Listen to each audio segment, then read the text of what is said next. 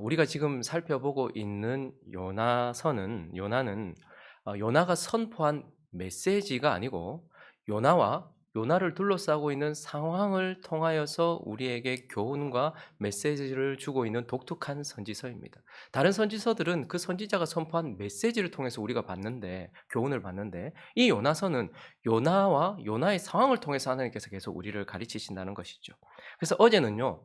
요나와 선원들의 모습을 통해서 세상에 보냄받은 우리의 부패성과 패역성, 그런 우리의 자화상을 하나님께서는 요나를 통해서 우리를 보게 하셨던 것을 어제 말씀을 통해서 살펴보았습니다. 이제 이어지는 요나서 2장과 3장을 통해서 또 오늘 말씀을 통해서 요나와 요나를 둘러싸고 있는 이 상황을 통해서 하나님께서 우리에게 보여주시는 교훈, 그 메시지들을 살펴보려고 하는데 두 개로 나누어서 살펴보려고 합니다. 그 첫 번째는 오늘도 요나와 그 상황을 통해서 하나님은 죄인을 사랑하시는 하나님을 보게 하신다. 어제는 죄악되고 패역한 아들인 우리의 모습을 보게 하셨다면 오늘은 이 요나를 통하여서 요나의 상황을 통하여서 죄인을 사랑하시는 하나님을 보게 하신다라는 것을 보게 됩니다. 여러분 지금 요나가 보냄받은 니느웨는 어떤 곳입니까? 어제 본문 말씀에 1장 2절을 보시면 그를 보낸 니느웨는 이런 곳이었습니다. 읽어봅니다. 시작. 너는 일어나 저 큰 성읍 니느웨로 가서 그것을 향하여 외치라. 그 악독이 내 앞에 상달되었음이니라 하시니라. 도를 넘었고 선을 넘은 악독으로 가득한 도시가 니느웨였습니다. 죄로 가득한, 그러니까 하나님께서 오래 참으시는 분이거든요. 그런데 그분이 선을 넘었다라고 말하면 진짜 넘은 거예요. 하나님은 웬만하면 참으십니다. 그런데 그 악독이 선을 넘었다라는 거예요. 소돔과 고모라처럼 도저히 이제 그 패역함을 바라볼 수 없는 그런 악한 악이 극에 달한 그런 곳이었고 그런 세상이었습니다. 그러나 하나님은 그들을, 그 죄인들을 어떻게 하신다는 거예요? 사랑하신다라는 거예요. 선을 넘어버린 그 죄인들을 사랑하시는 하나님이다라는 거예요. 그래서 하나님이 어떻게 하십니까? 세상을, 죄악으로 가득한 세상을, 그 죄인들을 사랑하시기 때문에 하나님께서 3장 1절을 보시면 여호와의 말씀이 두 번째로 요나에게 임하니라 이르시되 2절요. 일어나 저 큰 성읍 니느웨로 가서 내가 내게 명한 바를 그들에게 선포하라. 죄악된 사람들을 사랑하셨기 때문에 하나님이 어떻게 하십니까? 메시지를 주시는 거예요. 심판할 것이라는 경고의 메시지를 주시는 겁니다. 그것도 북이스라엘에서 성공가도를 달리고 있었던 최고의 선지자, 북이스라엘에 있어서는 칭송받던 선지자, 그것도 니느웨로 결코 가고 싶지 않았던, 물고기 뱃속에서 차라리 바다에 빠져 죽는 한이 있어도 나는 니느웨는 가지 않겠다고 말했던 그러한 선지자를 보내서 하나님께서 세상을 사랑하셔서 메시지를 보내주고 계시는 겁니다. 여러분, 우리나라에 들어왔던 선교사들도요, 미국에서 잘 나가던 사람들이었습니다. 캐나다에서, 호주에서 다 잘 나가던 사람들이었어요. 굳이 여기 올 필요가 없었던 그런 사람들이었어요. 그런데 요나는 더더욱 여기는 오기 싫어서, 죽기만큼 싫어서 도망갔던 선지자를 어떻게 해서든지 니느웨로 보내서 세상을 사랑하시는 하나님께서 경고와 심판의 메시지, 회개의 메시지를 그들에게 주셨다라는 것을 보게 돼요. 그리고 또 하나님은 그들에게 무엇을 주셨습니까? 4절과 5절을 보시면요. 요나가 그 성읍에 들어가서 하루 동안 다니며 외쳤어요. 뭐라고요? 40일 지나면 너희 얼마 시간 남지 않았다. 니느웨가 무너질 것이다 라고 말했어요. 근데 놀라운 사실은 뭐 논리적이지도 않고 감동적이지도 않고 뭔가 사랑이 담겨 있지도 않은데 5절 있습니다. 시작. 니느웨 사람들이 하나님을 믿고 금식을 선포하고 높고 낮은 자를 막론하고 굵은 베옷을 입은지라. 하루 다니면서 요나가 차갑게 심판의 메시지를 선포했어요. 그런데 5절은 니느웨 사람들이 뭐 했대요? 금식보다 먼저요. 하나님을 믿고. 여러분 이게 얼마나 어려운 일인지 아시죠? 이건 우리 속에서 일어날 수 없는 일입니다. 즉 하나님이 그들에게 메시지를 주셨고 이 죄악된 죄인들에게 믿음을 주신 것입니다. 복음이 전파되는 과정을 보여주는 사도행전에 보시면 우리 16장 14절을 보시면요. 이것이 하나님이 주신 선물이라는 것이 명확하게 보여요. 자, 읽어봅니다. 시작. 두아디라 시에 있는 자색 옷감 장사로서 하나님을 섬기는 루디아라 하는 한 여자가 말을 듣고 있을 때에 주께서 그의 마음을 열어 바울의 말을 따르게 하신지라. 자, 하나님을 섬기는 유대인들은 많았어요. 바리새인들 같은 유대인들도 많았어요. 그런데 그 두아디라 시에 있었던 자색 옷감 장사 하나님을 섬겼던 루디아라는 사람이 바울이 전하는 생전 처음 들어보는 사람, 처음 보는 사람이 허름한 옷을 입고 와서 전하는 그 말을 들을 수 있었던 것은 하나님이 루디아에게 뭘 주셨다는 거예요. 마음을 열어 그것을 들을 수 있는, 수납할 수 있는 믿음을 주셨다라는 거예요. 하나님이 이 선을 넘어버린 니느웨 죄인들을 사랑하셔서 메시지도 주셨고 그 메시지를 믿는 믿음도 주셨다라는 것을 우리는 오늘 확인하게 되는 것입니다. 거기다가요, 메시지만 주시고 믿음만 주셨습니까? 8절 있습니다. 8절 시작. 사람이든지 짐승이든지 다 굵은 베옷을 입을 것이요 힘써 하나님께 부르짖을 것이며 각기 악한 길과 손으로 행한 강포에서 떠날 것. 아수르의 가장 큰 죄는 포악함이었습니다. 잔인하기로 유명했고 이건 성경에 뿐만 아니고 역사적인 사료에 보면 아수르 사람들만큼 잔인했던 사람들이 없어요. 그래서 너무 포악했던 사람들이었어요. 그런데 그들이 어떻게 합니까? 하나님께 부르짖어. 그냥 금식한 정도가 아니라 하나님께 부르짖어. 악한 길과 손으로 행한 강포에서 어떻게 떠나는, 이걸 뭐라고 하죠? 회개라고 하는 거예요. 그러니까 믿음과 회개는 동전의 양면과 같아서 믿음과 회개는 언제나 먼저 무엇이 오는가? 이건 잘 모르겠어요. 그렇지만 이 두 개는 항상 같이 옵니다. 회개는 나로부터 세상으로부터 죄로부터 돌이키는 것을 말하고 믿음은 돌이킨 내가 하나님을 바라보는 걸 말해요. 그러니까 회개했으면 믿음으로 넘어가야 되고요. 믿으면 회개해야 되는 거예요. 내가 주께로 돌이켰는데 세상으로부터 돌이키지 않았다 말이 안 되는 것이고 내가 세상으로부터 돌이킴을 받았는데 하나님을 향하지 않는다. 이것도 말이 안 되는 거예요. 그러니까 믿음과 회개는 동전의 양면과 같은 것이고 믿음을 주셨다면 뭐도 주신다는 거예요. 회개도 그들이 한 것이 아니고요. 그들의 경건이 한 것이 아니라 어떻게 사람이 하루아침에 어떤 사람이 와가지고 너희 40일 지나면 망한다, 무너진다라고 말했던 것을 믿고 또 거기다가 지금까지 해왔던 그 습관들, 여러분 작은 습관 하나 바꾸는 것도 얼마나 어려운지 아십니까? 여러분들이 늘 하던 습관, 그게 나쁜 게 아니더라 할지라도 그 습관 바꾸려고 해보십시오. 그건 어려운 일이에요. 그런데 강포와 그리고 이 죄악, 이러한 것들이 아예 삶이었던 그들, 악한 길이 그냥 자기들의 길이었던 그들. 여러분 길은 그냥 생기는 게 아니잖아요. 산도 보십시오. 사람들이 수없이 지나가야 길이 생기는 거예요. 어떤 사람의 생각의 길, 어떤 사람의 행동의 길, 이것은 그 사람의 많은 하루하루가 쌓여진 결과입니다. 그러니까 그들의 강포와 그들의 악한 길은 그들의 삶이었고 인격이었단 말입니다. 그런데 그들이 그것을 돌이켰다. 이것 또한 회개를 하나님께서 주셨다라는 것을 우리에게 보여주는 거예요. 사도행전을 또 한번 가서 확인해 볼까요? 사도행전 11장 18절을 보시면요. 읽습니다. 시작. 그들이 이 말을 듣고 잠잠하여 하나님께 영광을 돌려 이르되 그러면 하나님께서 이방인에게도 생명 얻는 회개를 주셨도다. 고넬료 집이 그리고 이방인들이 그들이 개처럼 여겼던 그들 자들에게 어떻게 너희 같이 식탁 교제를 하며 그들이 집에 들어가며 그들과 함께 교제할 수 있느냐? 베드로가 말해요. 그들이 회개했다니까? 그래? 우리와 똑같은 믿음을 가지더라니까? 그래?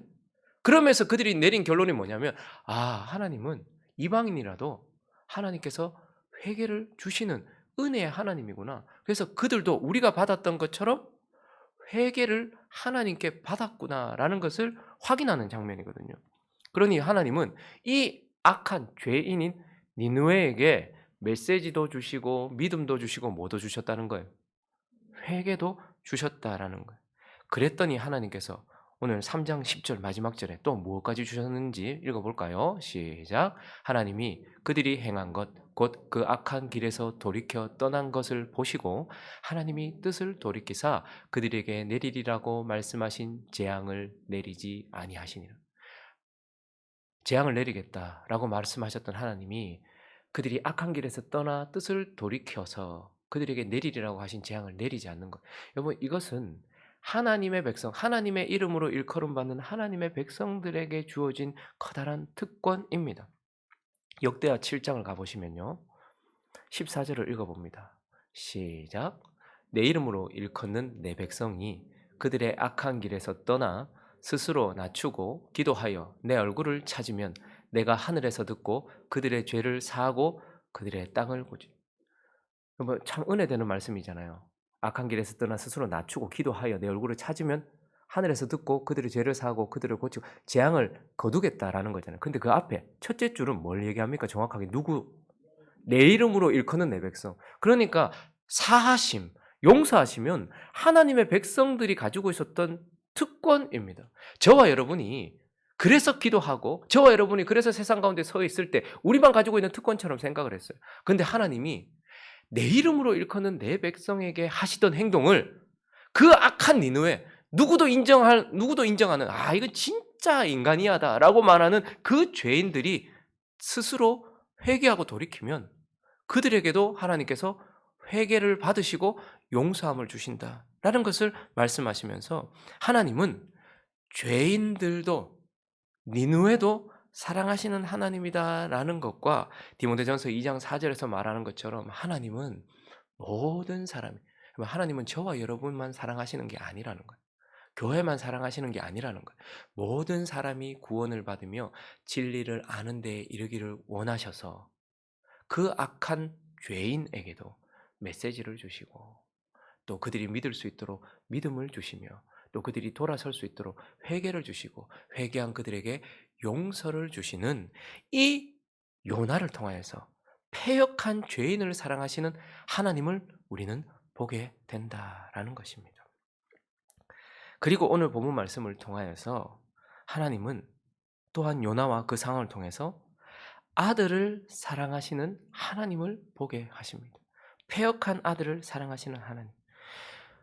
여러분 요나를 보낸 니느웨가 얼마나 악독한지 그 악이 하나님께 상달될 정도로 악했다라고 얘기해요. 그게 1장 2절이거든요. 근데 1장 3절을 보면요. 거기에 보낸 바는 요나는 니느웨보다 더 악독하다는 걸 보게 돼요. 그는 고의로 어떻게 합니까? 사표를 던지고 하나님께 고의적으로 불순종하는 그러니 니느웨는 죄인의 죄로 가득한 세상을 상징한다면 이 요나는요. 패역한 죄로 가득한 저와 여러분 하나님의 아들들을 상징하는 것이고 그런데도 불구하고 하나님은 어떻다라는 거예요? 이러한 패역한 아들도 사랑하시는 하나님이다라는 거예요. 죄인을 사랑하시는 하나님 그리고 패역한 아들을 사랑하시는 하나님 아버지다라고 우리에게 가르쳐 주고 있습니다. 죄인을 사랑하시는 하나님께서 그들에게 메시지를 주셨던 것처럼 아들을 사랑하시는 아버지께서 그러면 요나에게 뭘 주십니까? 2장 10절을 읽어볼까요? 그에게 뭘 주셨는지 읽습니다. 시작. 여호와께서 그 물고기에게 말씀하심에 요나를 육지에 3일 동안 죽었어요. 요나는 실제로 죽은 겁니다. 그런데 육지에 토해냈다는 것은 뭐 했다는 거예요? 다시 살아났다는 거예요. 여러분 저와 여러분이 사실 어제까지도 요나처럼 하나님께 고의적으로 불순종하지 않습니다. 우리는 몰라서 죄 짓는 거 아니에요. 우리는 패역한 죄인이었을 때도 하나님 앞에 죄인이었어요. 죄를 지었어요. 그런데 하나님의 아들이 되고 나서도 우리는 어제까지도 고의적으로 에이 뭐 하면서 죄를 얼마나 지었습니까? 그런데도 불구하고 하나님은 오늘 우리에게 또 뭘 주셨습니까?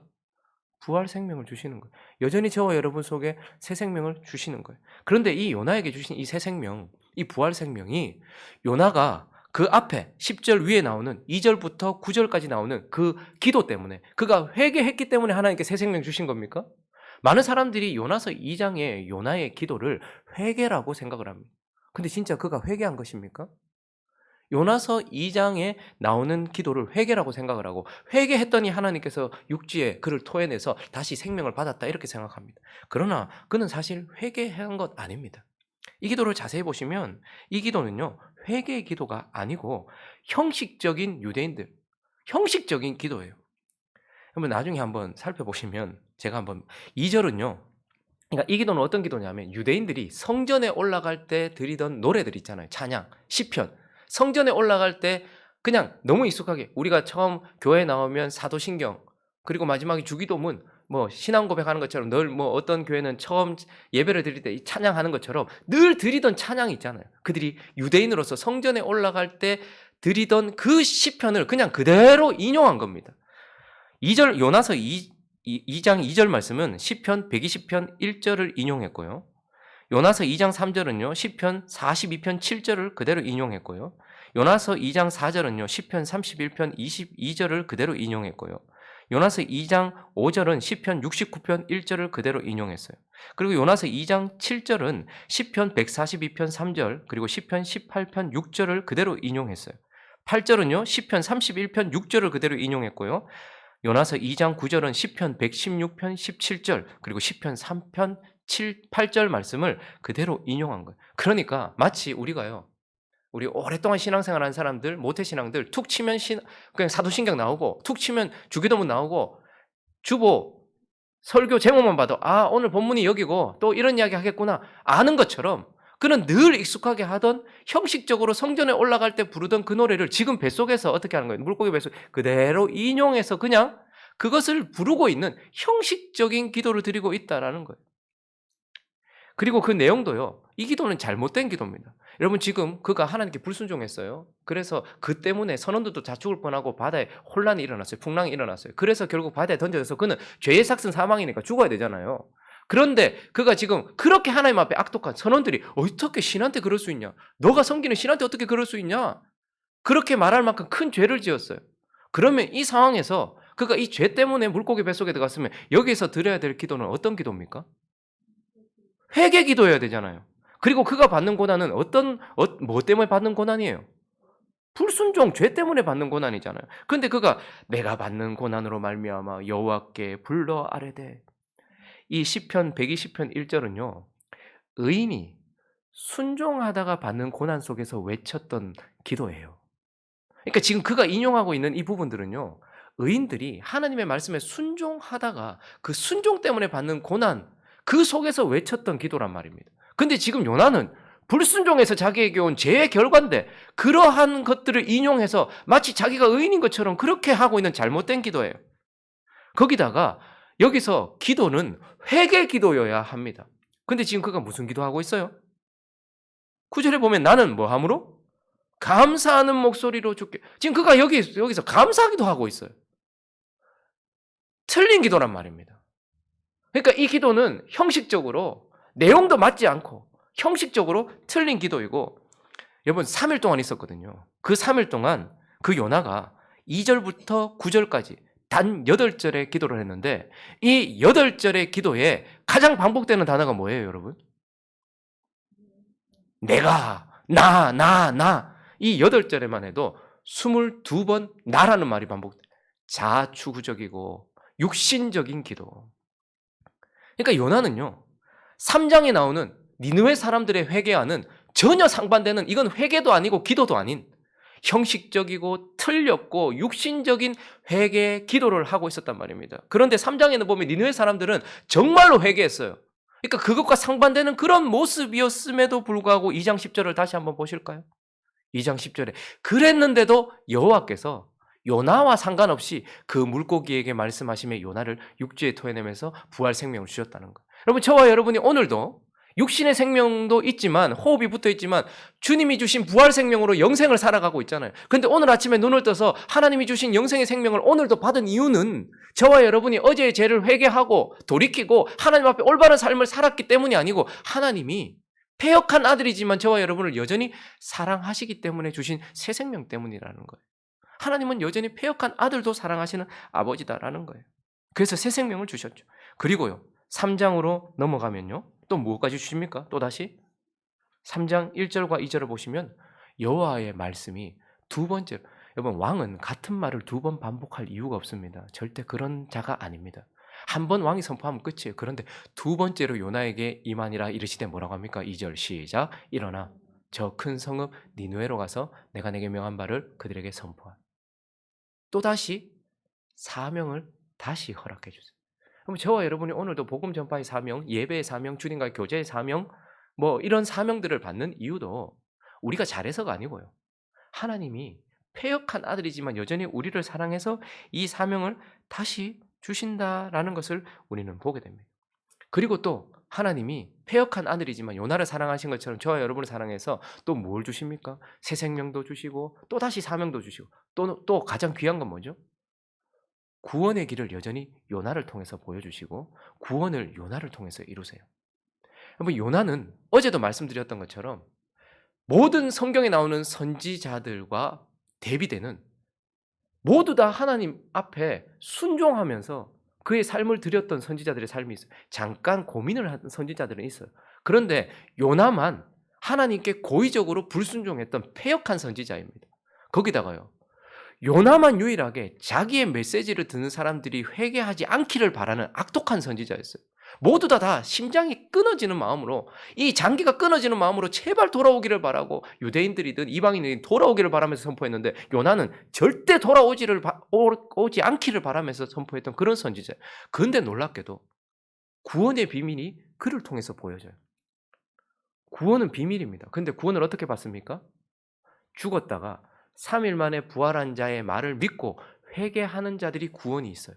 근데 요나는요, 3일 동안 물고기 뱃속에 있다가 죽었다가 다시 육지의 토해냄으로 살아났어요. 그리고 그가 전한 메시지를 믿고 니느웨 사람들이 회개했어요. 그랬더니 그들에게 구원이 임했단 말입니다. 그 예수 그리스도, 죽은 지 사흘 만에 부활하시고 그가 하는 말을 믿고 회개하여 주께로 돌아오는 자들이 받는 그 구원의 메시지, 그 구원의 길, 그 구원의 비밀이 이 요나를 통해서 여전히 보여지게 하셨다는 말입니다.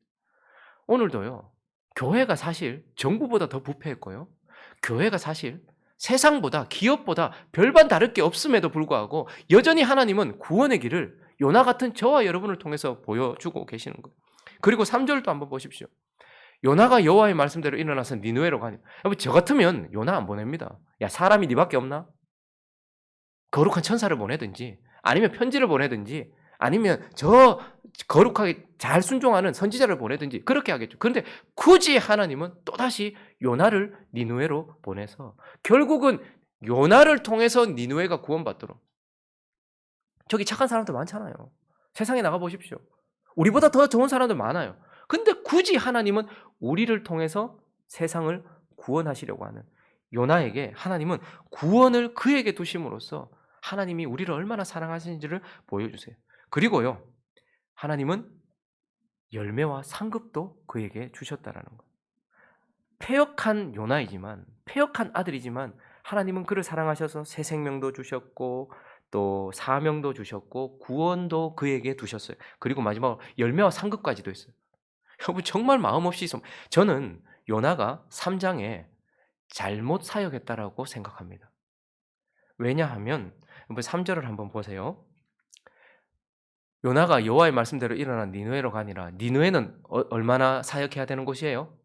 사흘 동안 걸을 만큼 하나님 앞에 큰 성읍이에요. 자, 사흘을 걸어야지 다 복음이 선포돼요. 그런데 4절을 한번 보세요. 요나가 그 성읍에 들어가서 하루 사역했습니다. 사흘 동안 선포해야 되는 그때에 그는 단 하루만 사역했습니다. 거기다가요, 그가 메시지를 한번 보십시오. 저는 그가 메시지를 숨겼다, 반만 전했다라고 생각합니다. 자, 외쳐 이르되, 둘째 줄에 있습니다. 시작. 40일이 지나면 니느웨가 무너지리라 하였다. 여러분, 하나님이 이것만 주셨을까요? 40일이 지나면 니느웨가 무너지리라. 그 다음에 뭘 주셨을까요? 그러니 회개라 라고 하셨어요. 그런데 요나는 40일이 지나면 니느웨가 무너지리라, 여기까지만 얘기한 거예요. 3일 동안 가야 되는데, 그러니까 우리도 그렇잖아요. 야, 너 회개 안 하면 너 이제 큰일 났어. 이제 벌 받는다. 그럼 어떻게 해야 되냐? 의사도 마찬가지입니다. 너 지금 상태가 이래. 그러니 수술을 하든 약물 치료를 하든 하나님 분명히 회개의 메시지를 주셨을 것 아닙니까? 근데 요나는 반만 선포했단 말입니다. 그런데도 놀라운 일이 일어났어요. 5절 있습니다. 시작. 니느웨 사람들이 하나님을 믿고 금식을 선포하고 높고 낮은 자를 막론하고 굵은 베옷을 입은 자. 요나는 북이스라엘에서도 칭송받는 최고의 선지자, 거기다가 큰 성읍 니느웨에서도 왕부터 짐승에 이르기까지 모든 자들을 회개시킨 최고의 선지자가 되는 열매와, 이건 결국 어디로 직결됩니까? 상급. 아마 뻘쭘하지 않겠습니까? 천국 갔는데 니느웨 사람들이 요나 손잡으면서 감사합니다. 우리 죽을 뻔했는데 당신 때문에. 저는 저와 여러분이 천국 가면 이런 상황을 많이 맞이할 것 같아요. 사실 나는 아무것도 아닌데 누구는 나의 한마디 때문에 생각을 달리했다고 얘기하고, 교회들은 사실은 하나님이 세상에서 가장 많은 아빠 찬스를 쓰는 자들이 저와 여러분일 것입니다. 우리는 생각도 없이 행동했는데 우리를 통해서 사람들이 그렇게 변화되기도 하고 복음을 듣고 돌아오기도 하고 영원한 생명을 얻기도 하는 그러한 일들이 일어나는 거예요. 그래서 우리는 천국 가면 아마 깜짝 놀랄 거예요. 내가 이런 상급을 받아도 되나 하는 상급들이 아빠를 통해서, 그분이 강권적으로 우리에게 주셔서 요나만큼 성의 없이 복음을 전하고 요나만큼 불순종하며 복음을 전했던 자도 없지만 요나만큼 이렇게 큰 성공을 거둔 자도 없단 말입니다. 교회가 아직까지도 존속되고 우리를 통해서 구원의 역사가 일어나는 이유는 하나님이 패역한 우리를 사랑하시기 때문에 여전히 이 일들이 일어나고 있다라는 것이죠. 그래서 하나님은 이 요나와 그 상황을 통해서 죄인을 사랑하셔서 그들에게 메시지도 믿음도 회개도 용서도 주시고 그리고 그들보다 더 악독한 패역한 아들인 요나와 같은 요나와 저와 여러분을 사랑하셔서 새 생명과 또 사명 또 이런 구원 그리고 열매와 상급까지도 주시는 하나님이다. 우리를 사랑하시는 분이다라고 말씀해 주고 있는 것입니다. 말씀을 정리하겠습니다. 유명한 누가복음 15장 우리 몇 구절 한번 살펴보고 말씀을 마무리하려고 하는데요. 또 이르시되 어떤 사람에게 두 아들이 있는데 그 둘째가 아버지에게 말하되 아버지 재산 중에서 내게 돌아올 분깃 내게 주소서. 아버지가 그 살림을 나누어 주었더니 그 후에 며칠이 안 되어 둘째 아들이 재물을 다 모아가지고 먼 나라에 가서 허랑방탕하여 재산을 낭비하더니 니느웨와 같은 먼 곳에 정말 패역한 죄인을 둔 아버지 하나님. 그리고 그럼에도 불구하고 그 아버지는 이 먼 곳에 있는 패역한 죄인을 사랑하시는 하나님이다라는 것을 보여주셨습니다. 그런데 그에게는 또 아들이 하나 있습니다. 27절을 보실까요? 대답하되 당신의 동생이 돌아왔음에 당신은 아버지가 건강한 그를 다시 맞이하게 됨으로 인하여 살찐 송아지를 잡았나이다 하니 그가 노하여 들어가고자 하지 아니하거늘 아버지가 나와서 권하되 아버지께 대답하여 이르되 내가 여러 해 아버지를 섬겨 명을 어김이 없거늘 내게는 염소 새끼라도 주어 나와 내 벗으로 즐기게 한 일이 없더니 아버지의 살림을 창녀들과 함께 삼켜버린 이 아들이 돌아오매 이를 위하여 살찐 송아지를 잡으셨나이다. 누구와 같습니까? 요나와 같은 아들을 둔 아버지. 그런데 하나님은 이 멀리 허랑방탕한 죄인, 도를 넘어버린 죄인도 사랑하시고 그리고 패역한 아들도 사랑하시는 하나님이다라고 우리에게 가르쳐주고 있습니다. 그러므로 오늘 이 아침에 저와 여러분이 하나님은 나와 별반 다를 것 없는 니느웨도 사랑하시고 그리고 그 니느웨처럼 오늘도 죄인인 저와 여러분을 사랑하시는 하나님이다라는 것을 기억하면서 오늘도 우리는 하나님께 빚진 자라는 것을 기억하셔야 됩니다. 내가 이제 구원받아서 내가 하나님 앞에 많은 상급을 쌓고 내가 잘 살고 있기 때문에 내가 지금 이렇게 새 생명 가지고 교회라는 이름으로 이 땅을 살아가고 있는 게 아니고 오늘도 사실 하나님은 우리는 구원이라는 하나님의 빚을 지었죠. 그리고 오늘을 살아가는 빚을 하나님께 받은 자라는 것을 기억하셔야 합니다. 그리고 한 구절만 더 살펴보면 로마서 1장 14절처럼 바울은 이렇게 말합니다. 헬라인이나 야만인이나 지혜 있는 자나 어리석은 자에게 내가 뭐라고요? 바울은 하나님께 구원도 빚졌지만 오늘의 생명도 빚졌어요. 나는 죄인 중에 개수인데도 여전히 나를 살게 하시는 하나님. 근데 그는 또 이렇게 말 헬라인이나 야만인, 지혜 있는 자나 어리석은 자. 왜요? 바울은 깨달았어요. 내가 오늘도 새 생명으로 사명을 가지고 세상에서 살 수 있는 이유는 열방을 사랑하시는 세상을 사랑하시는 죄인을 사랑하시는 하나님이 그들을 구하기 위해서 나를 도구로 사용하시기 때문이라는 거예요. 그러니 우리 옆에 있는 저 죄인들 때문에 우리가 여기 존재하고 있는 겁니다. 그들을 사랑하시는 하나님이 그들에게 은혜를 주시고자 하는 수단이 되기 때문에 또한 우리에게 은혜를 주셔서 우리에게 풍성한 복음도 있고 생명도 있다라는 것을 기억하셔야 합니다. 그러므로 오늘 저와 여러분이 빚진 자다. 오늘도 하나님께 큰 빚을 지고 있는 자다. 그리고 그들에게도 우리는 빚진 자다라는 것을 기억하면서 하나님을 닮아가고 하나님을 사랑하고 하나님을 담아가는 저와 여러분 되시기를 예수 그리스도 이름으로 축원합니다.